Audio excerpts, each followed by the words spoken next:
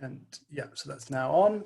So yeah, welcome everyone. Thanks for coming. This is the fourth seminar of the new Cambridge Disaster Research Network.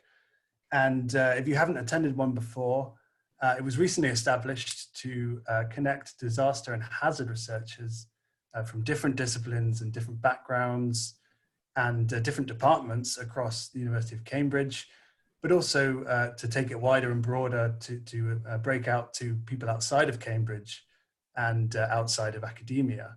I'm Rory. I'm one of the early career postdocs conveners of this network, along with Camilla, Hannah, Milena, and Sarah, who are on this call.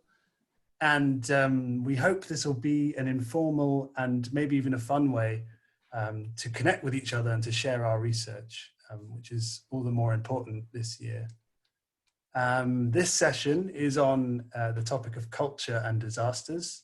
It is a very broad topic, of course, and there's a lot to cover, but there's been a real increase in attention on the role of culture in disasters, how different groups in different places either prepare for disasters, respond to disasters, or recover from disasters.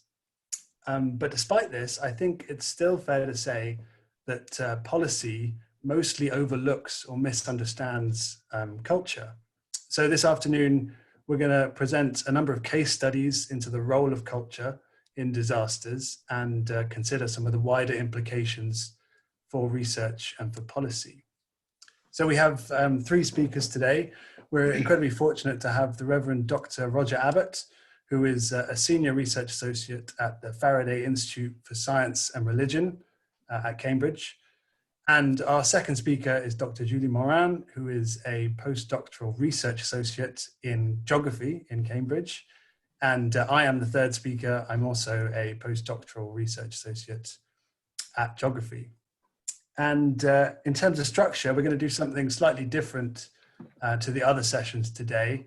We're each going to take 10 minutes to present our research or case study or studies of culture and disasters. And then once we've each done 10 minutes, we're going to take 5 minutes each to reflect on some of the bigger picture questions and perhaps to react to each other's examples. And then we're going to open it up for questions and discussions. And we're aiming to finish around 5, but we may overrun as seems to be the normal procedure. If you do think of a question during the examples, please save it until the discussion. And we're going to do questions the normal way. So if you have a question, either type question and we'll call on you, or type out the question and we'll read it out. And as usual, please stay muted unless you're speaking. So now I'm going to hand over to Roger, the first of our speakers. Over to you, Roger. Hi there, thank you very much for the opportunity to share in this. I'm afraid I'm not going to have any pretty pictures like my colleagues, so you just have to bear with me, which is by far not a pretty picture. However, since 2010, I've worked in various geographical locations involving pretty catastrophic disasters arising from conjunctions with natural hazards. Louisiana and New Orleans after Hurricane Katrina, Haiti after the earthquake, the Philippines after the super typhoon, and currently my project is based here in the UK with, guess what, the pandemic. Because my methodological approach tends towards ethnography and ethnotheology, with the added granularity of data that gives me, in each location, I encountered the significance of culture on disaster response and recovery in a big way.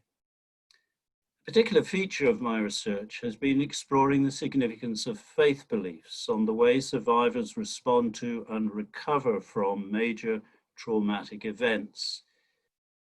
In-depth interviews have provided a microscope through which to identify and observe these aspects, which tend to be often subsumed under the generic category of culture. For this seminar, I want to focus on my work in Haiti.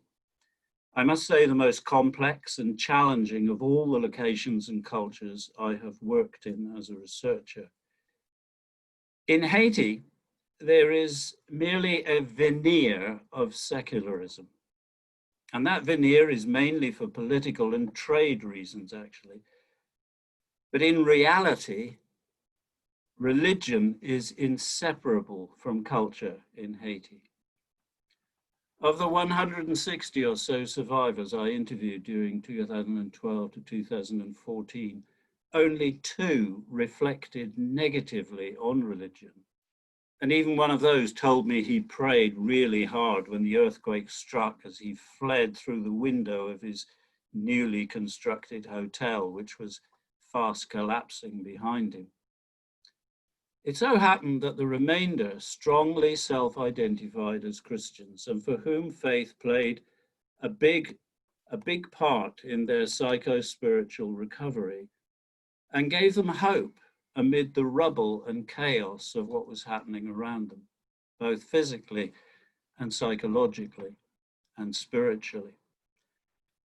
Now, we know that the symbiotic religion of voodoo is also deeply embedded within Haitian culture. In fact, it's quite common to hear Haitians say that Haitians are 80% Christian, but 100% voodoo. This factor of religious faith is extremely important for the history of Haiti, a history steeped in cultures of oppression involving racism, classism, religion, and violence. Things which continue to play their parts nearly 11 years on, in fact, from the earthquake, both inside and outside the country. I found issues of culture and religion played significantly negative and positive roles in the way disaster response took place at the time of and after the 2010 megawatt 7 earthquake. Let's start with the negative. One of the great cultural stumbling blocks, actually, religion has played and been in Haiti has been due to its historical involvement in and endorsement of Black slavery, an issue now very much in the fore of the public face. This fact still has massive impacts upon the lack of trust Haitians can have in religious institutions both within and outside of their country. Attachments to corruption also do not help in this. Therefore, the way in which many Haitians interpreted the tragedy of the earthquake was in the form of some kind of divine judgment. And that in itself could lead very quickly to a certain measure of inertia and fatalism. And I use that word fatalism particularly from the sociologist's perspective. Such perspectives also gave them little idea about construing of and implementing mitigation strategies for future earthquake events. However, and this is a big however, such interpretations were actually influenced less by faith beliefs and more by a recurrent historic cultural narrative constructed by, it has to be said, mainly white foreigners and foisted on Haitians, such as then being uneducated savages, slaves, black, lazy, corrupt, primitive, and if you can't get any worse, religious. If any Haitians gave me the appearance in my work with them of being lazy or inert after the earthquake, I have to say it was likely due to them being part of a culture that is both systemically and systematically resource deprived, humiliated, and rubbished by a number of high-income foreign policies which have been involved in raping the country in the past and in the present. So when the earthquake struck with such catastrophic consequences to lives and livelihoods, a whole swarm of international NGOs invaded the country, some of them armed military personnel, but all of them with huge financial budgets. And they bypassed the Haitian government, and they bypassed a wealth of grassroots Haitian skills and entrepreneurs. And this became the disaster after the disaster. And all this happened because culture was ignored, even despised, even demonized at times, because some cultures thought they were superior cultures to those in Haiti. So NGOs came with their own agendas to tell Haiti, this is what you need. This is what we are going to do for you. This is how much money we have to do it for you. And so it was open season, quite frankly, for disaster capitalism. Dazzled by the money, but then largely ignored and humiliated, many Haitians just stood aside and watched these saviors rip them off all over again.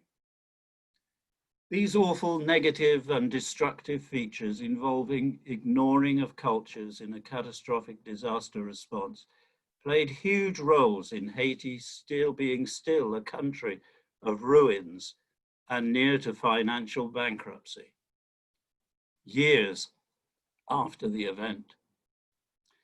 Having identified some of the negatives around religious culture and disaster, let me be sure to highlight the positives I found. And there is no doubt from my own research, principally amongst Christians, that religious faith played a significantly positive role in survivors responding to and recovering from the catastrophe.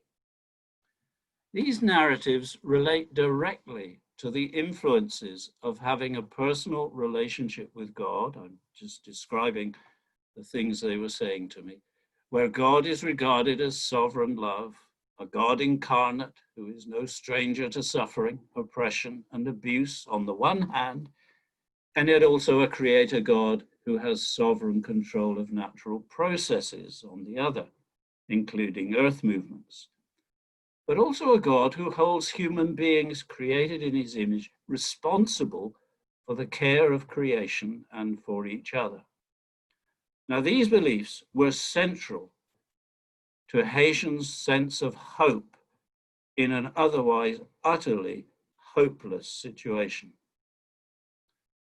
I believe this accounts in large measure for the relatively low psychological damage I found among Haitian survivors, certainly compared to those affected by natural hazard events in more culturally exceptionalist, self-entitled, cosseted, high-income countries like the UK.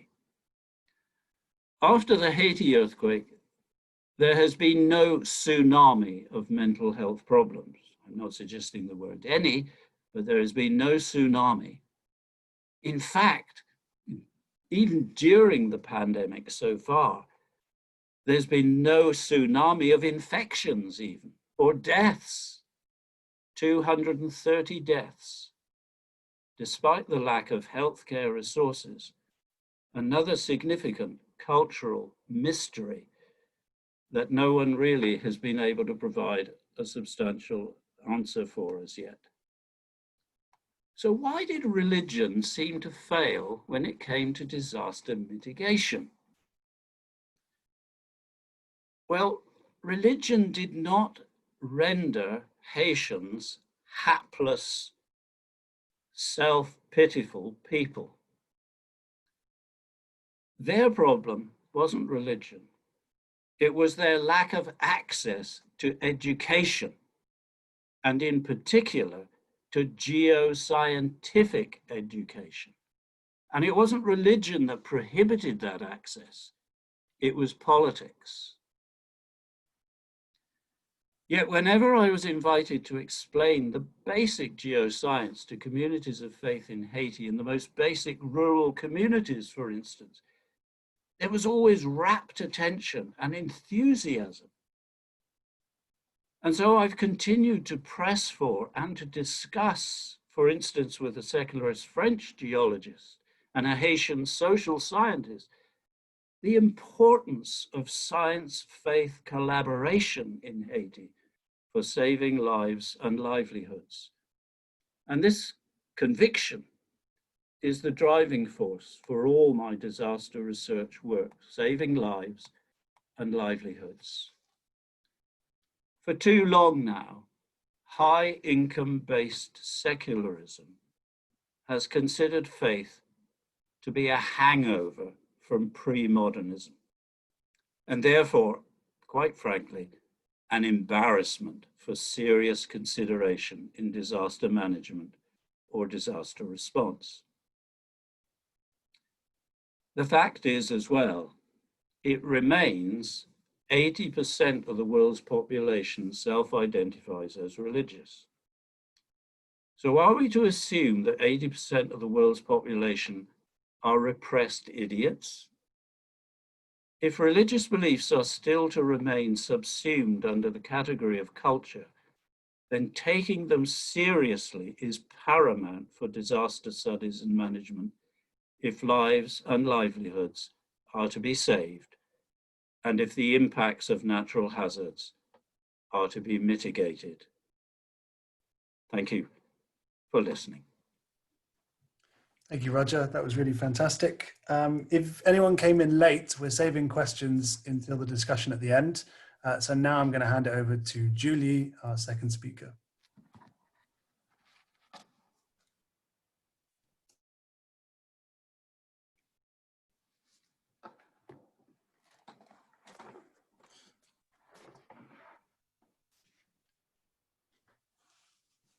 You're still on mute there, Julie.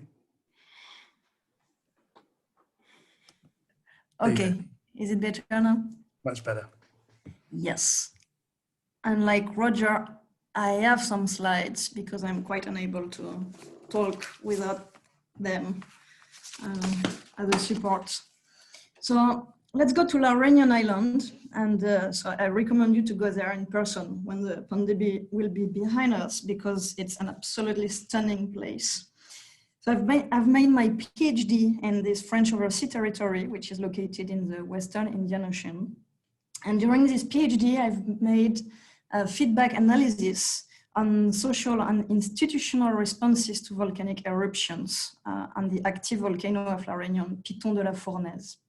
My aim was to highlight the capabilities, vulnerabilities, strengths, and weaknesses of the management system and their deep socioeconomic root causes in order to propose improvements of the management system and to reduce the risk of disaster.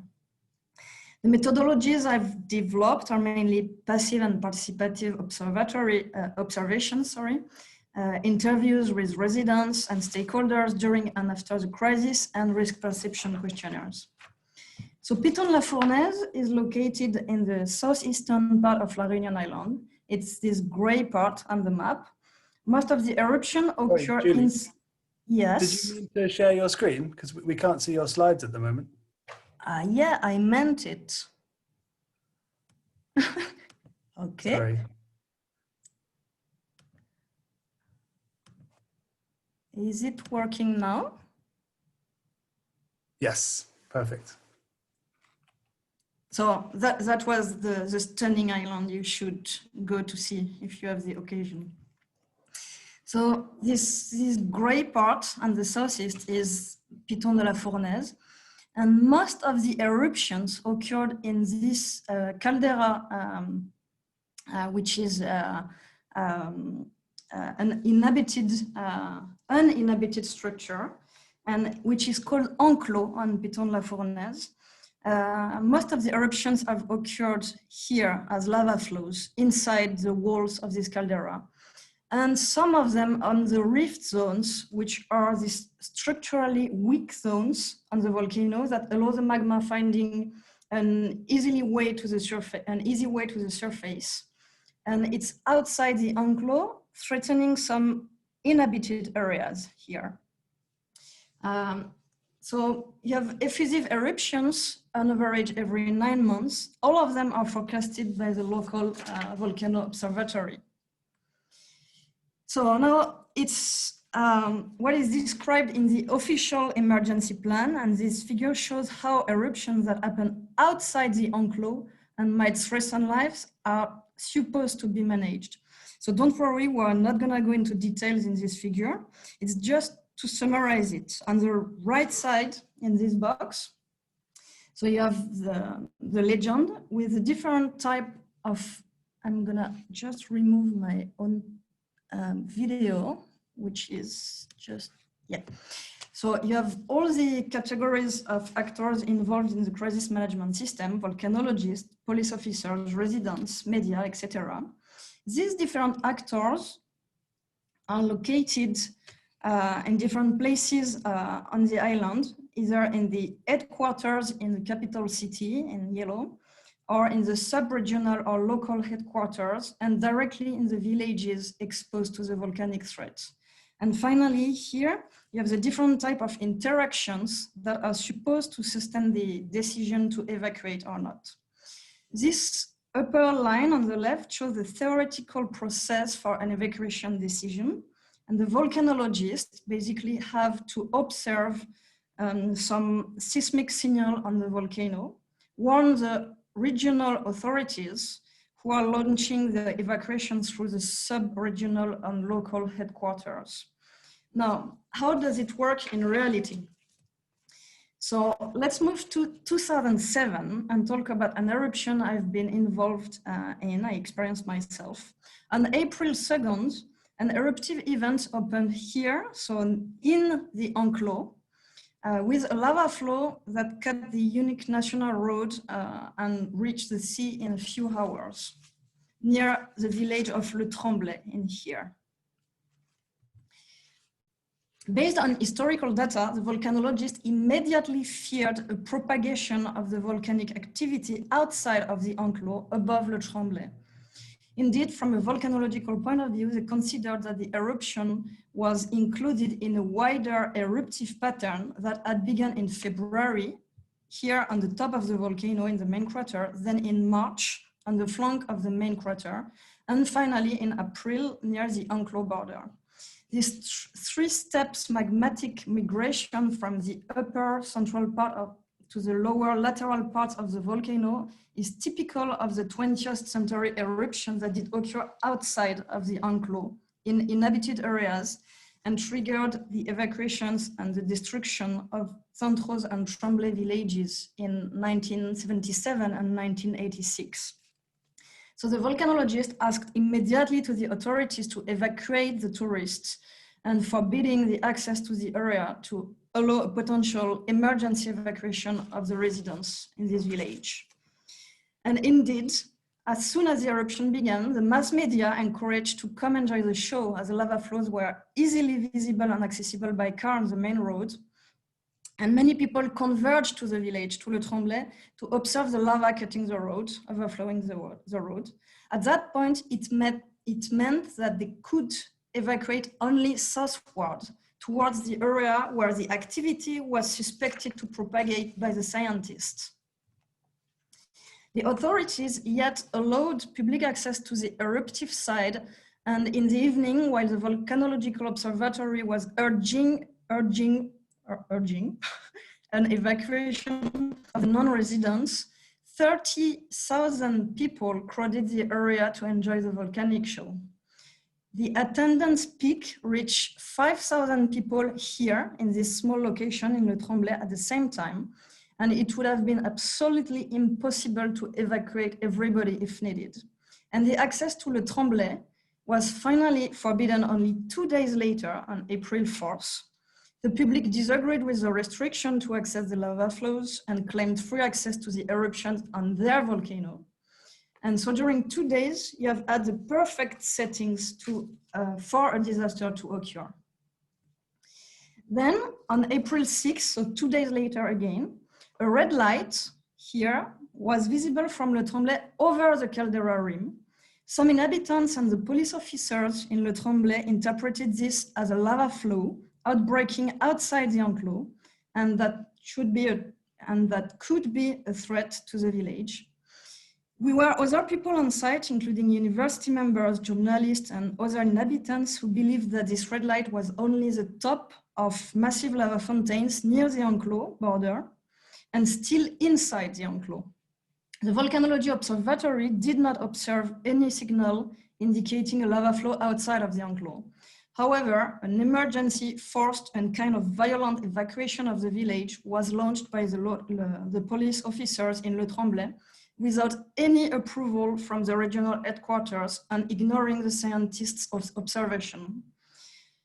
Some people refused to evacuate and stayed in the village during the evacuation, even if it's denied by the authorities. The evacuation was cancelled only 1 hour after being launched, when a recognition by helicopter confirmed that there were no lava flow outside of the enclosure. Now, if we come back, if we move back to this figure and the way things should have been managed. So in the first time, there was no decision to evacuate taken upon the scientific advice for two main reasons. So that basically the authorities didn't do anything and the management process stopped here instead of triggering the evacuation. The first one is contextual. It was Easter long weekend and most of the authorities' representatives were on leave. The second reason is deep-rooted. The authorities were unaware of the threat and not listening to the scientists. And I'm gonna come back to this in a minute. Then, on April 6th, the first evacuation was launched and it was clearly a total mess. That's this, you can see on the figure. And if it was not a disaster in itself, this eruption in Le Tremblay, at least it was a disaster in terms of management for many different reasons, with the authorities' lack of awareness and knowledge again being involved. So now, if we explore all the main different reasons for explaining why the events went wrong, sorry. So while the risk and crisis management system is very top-down on La Réunion, so very technocratic, the authorities look unprepared in the face of the volcanic hazard. So the institutional organization of the French overseas territories implies a massive turnover of the civil protection stakeholders.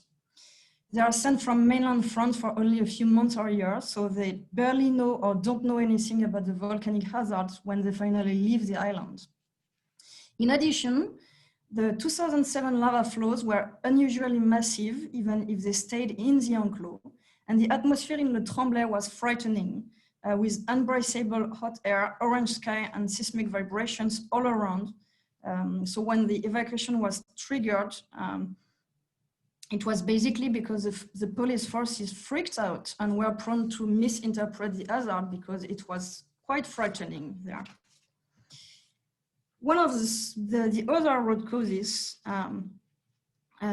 is about the past experience of the eruptions. The police officers were influenced in their misinterpretation of the hazards by some nervous inhabitants, as the hazard was more intense than usual, as said earlier, but also as on April 6 at 3 p.m., when the evacuation was launched, it was the time of the Mercy, meaning the beginning of the Holy Friday Mass during Easter, during the Easter celebrations. And it's exactly when the 1977 eruption that occurred in Centros destroyed part of the village.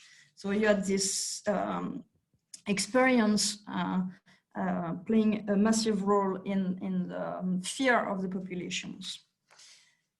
Another reason is that many contradictory and unverified information were given in real time by the media of the island, feeding the confusion during the evacuation decision making. And in particular, rumors were spread through a participative radio that gives most of the speech time to the public on the island, and which is the most listened media on the island, with no verification of the information. And something that is maybe related to what Roger said earlier, the evacuation refusals during the forced evacuation partly originate in ideological causes with post-colonial heritage. The risk management system on the island is very technocratic and led by non-Reunionese decisioners, which is poorly accepted by some of the local Creole population. The volcano is a main component of La Réunion cultural identity, and it's one of the pictures that is commonly showed by a local artist. And it was the place, the volcano was the place where the slaves did escape, when they were trying to hide. And now part of the population consider Piton De La Fornes as their heritage and their volcano. And they don't really like the fact that the management of volcanic crisis is made by people from mainland France who are on the island for no more than a while. And note that the volcano is not an entity in itself with rituals to appease the volcano as it is on many other volcanoes in the world, on La Réunion. But in addition, the evacuation refusals on La Fournaise are explained in the past by the fear to be burgled, the refusal to let pets and livestock farming behind, and that there is an essential link between the volcanoes and cultures. Cultures also meaning cultivation and livelihoods. And the volcanic disasters are very often related to the wish to keep the access to livelihoods. Rory, do I still have 2 minutes? Or you're a little bit over, but if you could wrap it up soon, that'd be great. So I'm not gonna develop this. It was just something about the mistrust in the French scientific community due to some quarrel over a volcanic crisis in the French Antilles, and the difficulty the wish to have binary information on volcanic crisis, while there is a huge uncertainty on volcanic crisis. And I'm gonna just conclude saying that I've not been talking about a disaster in itself, but about just a crisis situation which shows that we could expect a disaster in case of a stronger event. And this eruption in 2007 was identified as the eruption of the century on La Réunion. It's in the collective memory, it's eruption of the century, while we could have much bigger events on the island and in very uninhabited areas in big cities. And the main component, culturally speaking, of the crisis management on La Réunion is probably that it's very technocratical and neglecting the cultural environment. Thanks a lot. Thanks, Julie, that was fantastic. Okay, so I'm just going to share my screen now.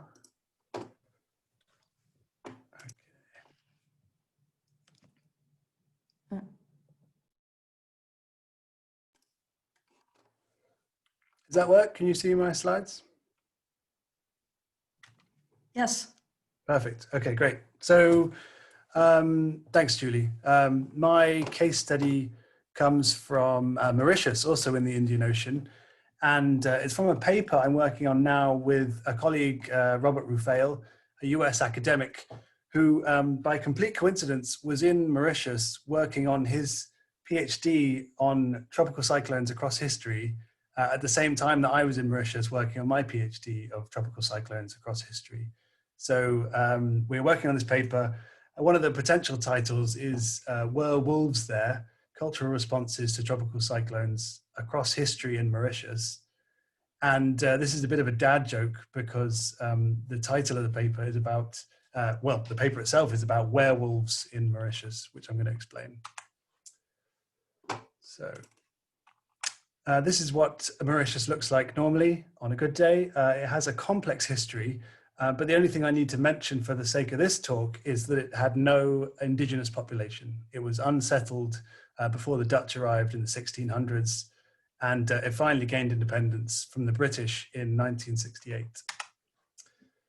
And this is what Mauritius looks like after a cyclone. This picture was taken after a particularly bad one called Carol in the 1960s. And Mauritius has been devastated by cyclones a number of times across its history. But this history is not very well understood. And we don't know very much at all about the responses, the experiences, and their cultural nature.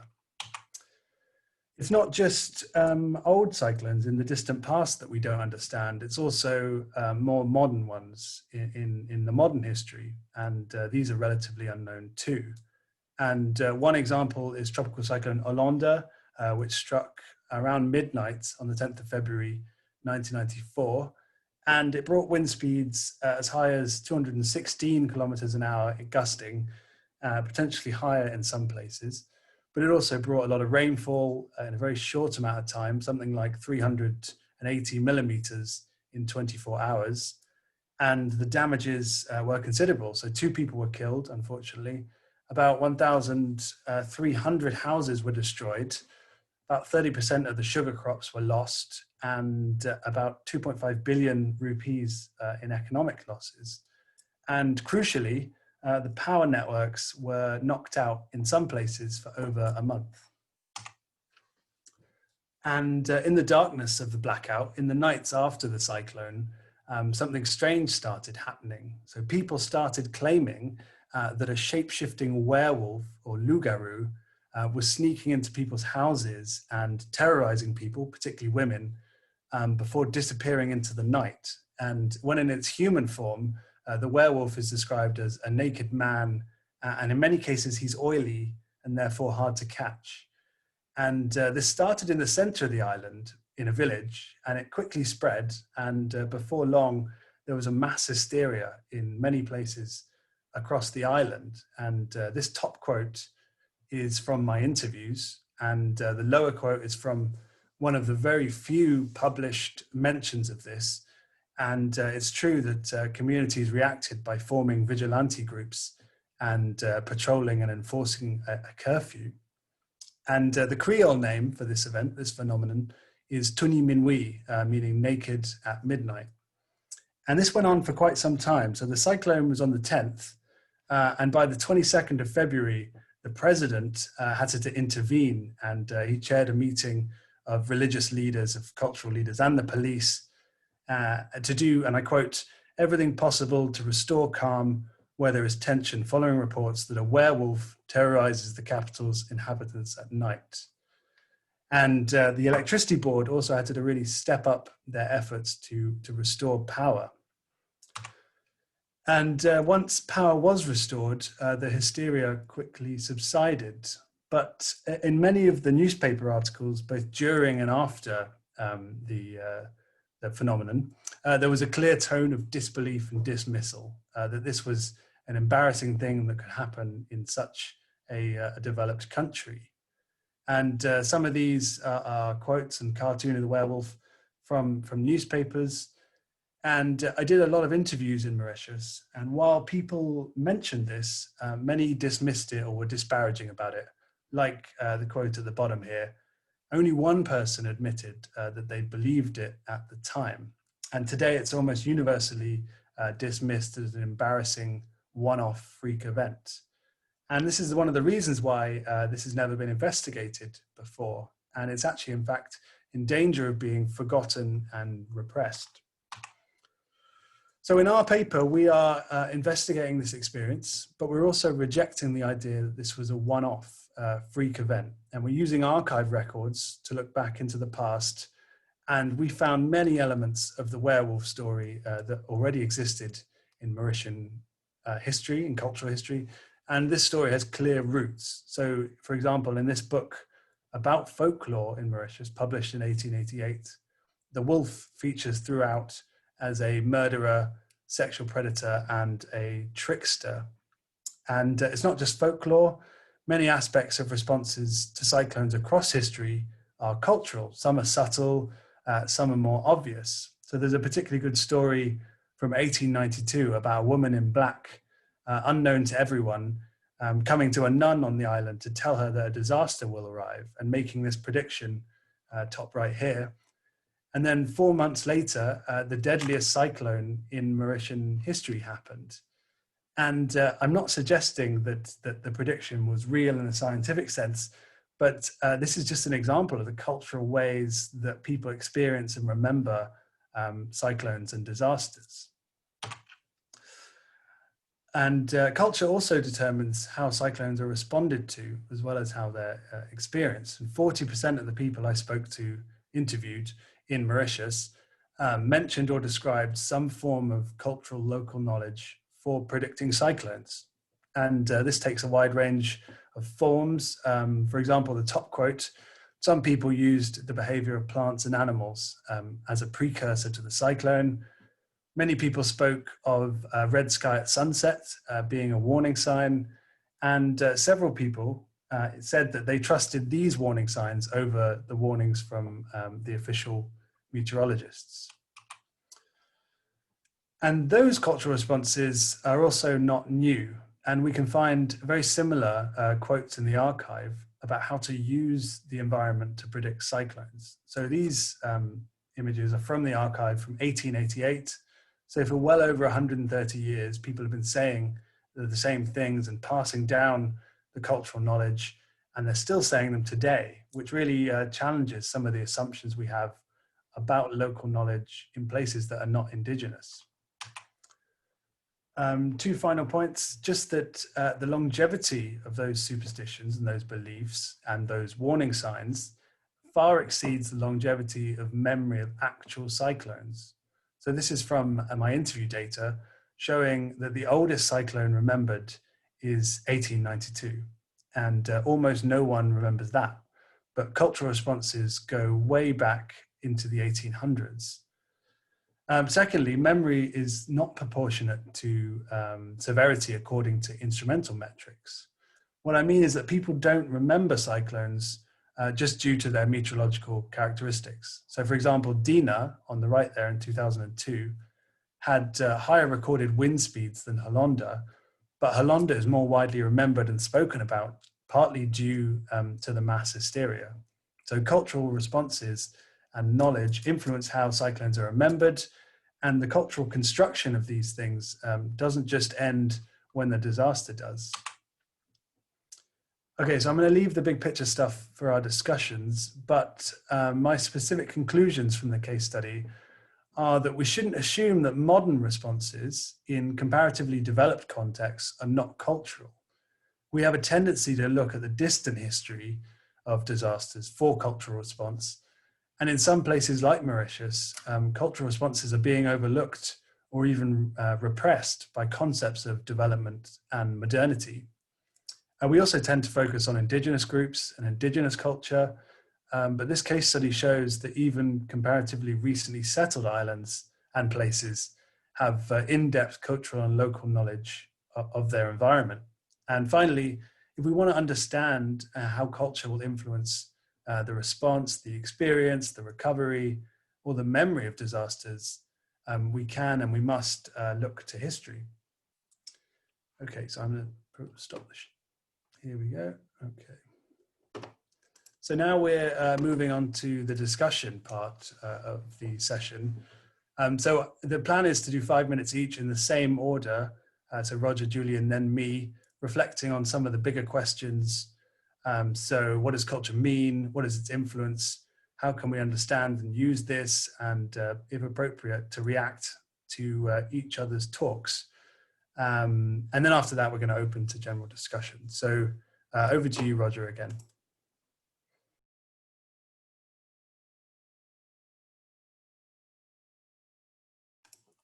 Sorry, Roger, you're on mute at the moment.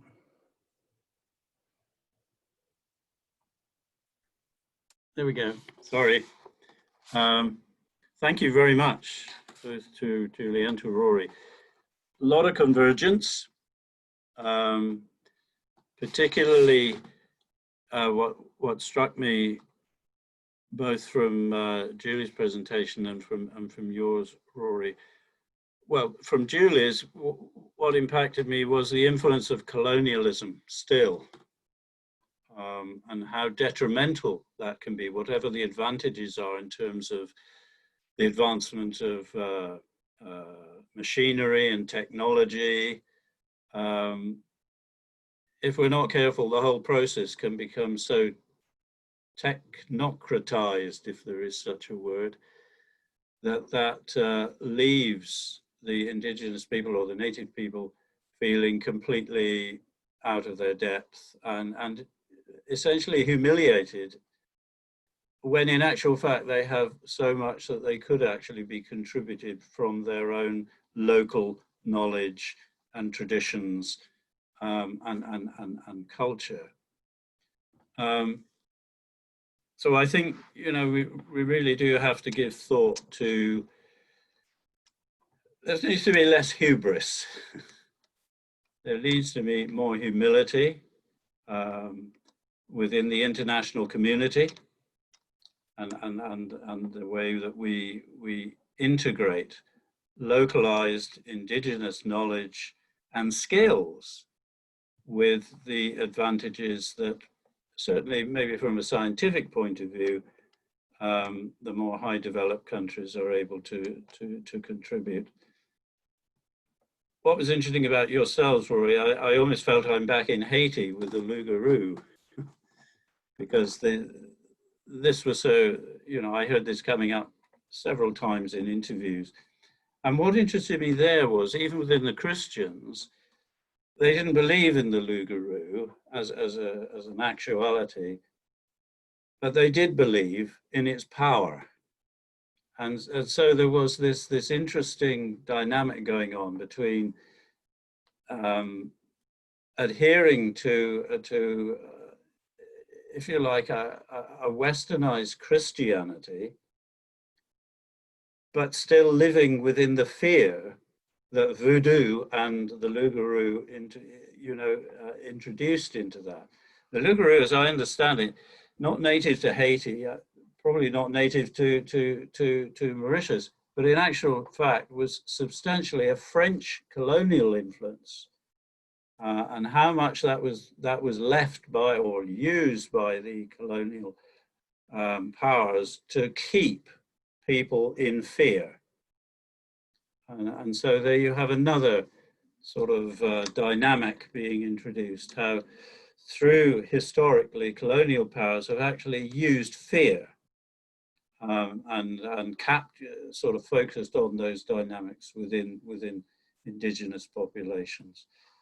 So again, I think there's a lot of humility that is needed, a lot of confession almost, an admission of the abuse by high-income countries on low-income indigenous populations.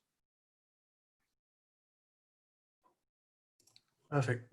Is that my 5 minutes done? Yeah, close to. Have you got any more? No, that'll do for the moment. Okay. Perfect, thank you. So Julie, you're up. Okay, so I might make less than 5 minutes this time. So I think probably the thing that was really amazing, well, in a bad sense, to hear from your talk, Roger, which is when you say that's when the NGOs came, that's when the disaster that became, well, this became the disaster after the disaster. Mm. And it's not exactly related, but still you will see why I'm talking about these two things in parallel. You said, Rory, that the president of Mauritius had to intervene to ask people to calm down. And in these two cases, even if it's completely different in completely different environments and meanings, the study of culture and disasters and the way disasters are culturally managed, it's a lot about Western people trying to investigate things on other communities they consider as non-Western and of other cultures, or if not Western people, powerful people in their own countries. So there is always this kind of idea of superiority of the people who manage and study these questions of culture and disasters on the people who are studied, which is troubling and which has probably to invite us to think a lot about the ethics we want to develop when we are doing our research on that topics. What could I say more? Well, maybe I was telling to Rory the other day that for that reason, I think I really would like to see someone from Peru or from Papua New Guinea coming to La Réunion and study the exact same disaster I've been studying and see if our initial cultural background makes a difference in the way we understand the things and analyze the things. And if indeed we go to the same conclusions, or if our cultural own bias change the conclusions of our studies. I think that's mainly what I want to say, and maybe I don't know if it's a book you wanted to show, Rory, but so in this book, the Routledge Handbook of Hazards and Disaster Risk Reduction, I don't know if it's the same book, Rory.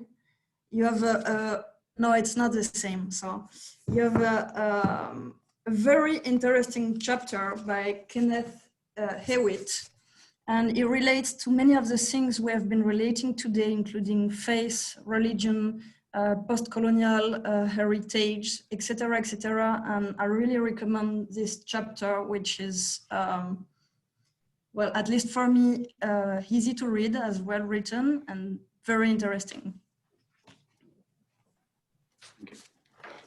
Thank you, Julie. It's really tricky to go last because a lot of great points have been covered. I guess what I wanted to say, to build on what you were speaking about, Julie, about the dynamic and who it is that's doing the research, is that maybe we, and this is something that you both touched upon, was that we Western academics, Western scientists, maybe aren't, or definitely aren't, the ones that should be defining what culture is, how it works, and how it's used. And that kind of connects to the discussion about what we do with this knowledge. I think there's quite a lot to do with the nature of academia, and definitely the nature of policy that encourages us to boil down the complexity of culture into units that are either manageable or understandable to us and that nicely fit into our publications. And that process of essentializing culture has a long colonial history, of course, and you touched on that as well. Also tied up with the underlying assumption that Western science somehow isn't cultural, which of course it is. And Roger spoke about technologizing, I think it was, and then the idea about doing a reverse ethnography and bringing indigenous people to study us is a fantastic one. And I think there's a tendency to study or focus on aspects of culture that are deemed useful or positive. And you can see that in the disasters literature, particularly some of the discussions about how we might use parts of culture for DRR or for climate change adaptation. And I think we're maybe in danger of detaching these good parts from the other aspects of culture, almost in an attempt to weaponize them. And there's plenty of publications out there on toolkits and integration, but I think the risk is that we forcefully detach the bits we think are good from the rest, things like the structures of ownership of cultural knowledge, and things that Roger mentioned about the religious or spiritual dimension, you know, the ontological context that gives this knowledge power and makes these things make sense. And these are obviously really hard to integrate in the structures we have. I mean, I know, Julie, from our project, the cosmologies are just so fundamentally different of the Andes, sorry. The cosmologies are so fundamentally different to Western ways of looking at things, completely holistic, and they even include a different conception of time. The other thing I wanted to mention was that when culture is included, it's often done in a way that ignores the desires of people. So there's a lot of literature that identifies cultural practices or knowledge that provides resilience. And that in itself is not a problem, but, well, depending on how it's done. But the issue comes with kind of what goes next. And it almost naturally follows that recommendations are made to continue those practices, and in some cases stop things that are deemed not to be good cultural practices. And for indigenous groups, at least this is my experience in the South Pacific, is it's tied to a romanticized idea of a state before colonialization or globalization. We don't recognize that the world has changed and that it was us that changed it. And so the resilience, the onus for providing resilience is shifted to those communities because we've provided instructions and shown the way, which is kind of why moving past the fetishization of indigeneity is so important, and to consider blended knowledge types, which I guess is where a good example is Mauritius in this case. Just to mention a couple more things before we open to questions, and maybe to try and end on a positive note. I think, yes, it's hard to define culture, but we need to not shy away from complexity and messiness and contradiction, things that we can't understand. And academia is not necessarily good at this. And Terry Cannon makes this point, that there are systems and structures here that prevent us from challenging some of the main drivers of vulnerability. And Haiti is the perfect case of that, absolutely. And finally, it feeds into a second point about who should be defining culture. And one thing we can do, in fact, perhaps the best thing we can do, is change the relationship between researcher and subject when research is an intellectual conquest and it's done about people experiencing disasters rather than by, with, and for them. And there's a disaster studies manifesto on that topic, which I'll drop into the chat in a second. But yeah, that's my 5 minutes. Perhaps we could stop the recording now and we could open up to general discussion.